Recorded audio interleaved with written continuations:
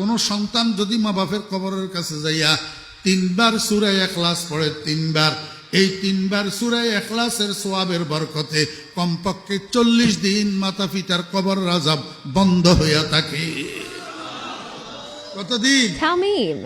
40 দিন। মারে কোথায় দাফন করছেন? বাপরে কোথায় দাফন করছেন?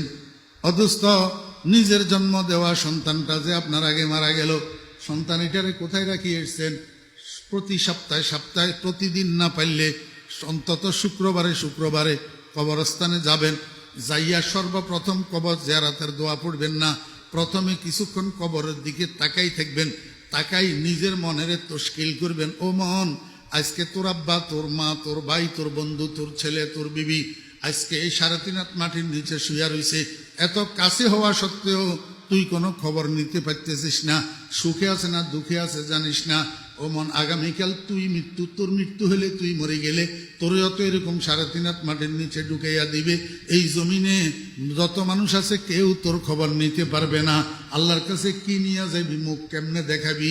মুখ খোদা কো হ্যায় দেখা না একদিন, মুখ খোদা কো হ্যায় দেখা না একদিন, कब्र में होगा ठिकाना एक दिन, रूह रग रग से निकाली जाएगी, तू रूह रग रग से निकाली जाएगी, तुझ पे एक दिन खाक डाली जाएगी।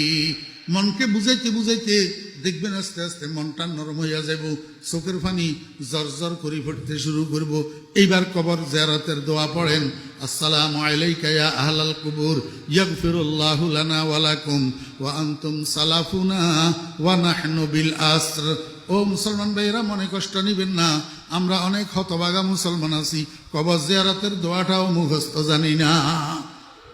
ওলামায়ে কেরামদের থেকে, ইমাম সাহেব হুজুরের থেকে, মুয়াজ্জিন সাহেব হুজুরের থেকে, মাদ্রাসার মুদাররিস ওলামায়ে কেরামের থেকে, মাদ্রাসার ছাত্রদের থেকে বাংলা উচ্চারণে লিখে নেবেন, লিখে এটারে মুখস্থ করবেন। আসসালামু আলাইকুম ইয়া আহলাল কুবুর ইয়াগফিরুল্লাহু লানা ওয়া লাকুম ওয়া আনতুম সালাফুনা ওয়া নাহনু বিল আসর। আরেকটা আছে, এটা একটু শক্ত টাইপের, এটা পাইতেন নয়, এটা সোজা আছে, এটারে মুখস্থ করে লইবেন।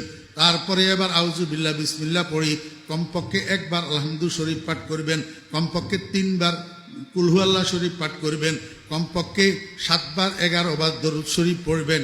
এবার আল্লাহর কাছে মনে মনে দোয়া করবেন, হে আল্লাহ, আমি যে তোমার কোরআন তেলাওয়াত করলাম, আমি যে সূরা ফাতিহা পড়লাম, সূরা ইখলাস পড়লাম, দরুদ শরীফ পড়লাম, এগুলার সওয়াব দয়া করে আমার আব্বার রুহের উপরে পৌঁছাইয়া দাও, আমার মায়ের রুহের উপরে পৌঁছাইয়া দাও।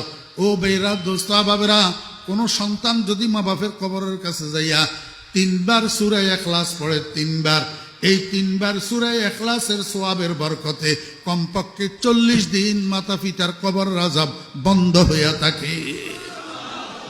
কতদিন? 40 দিন।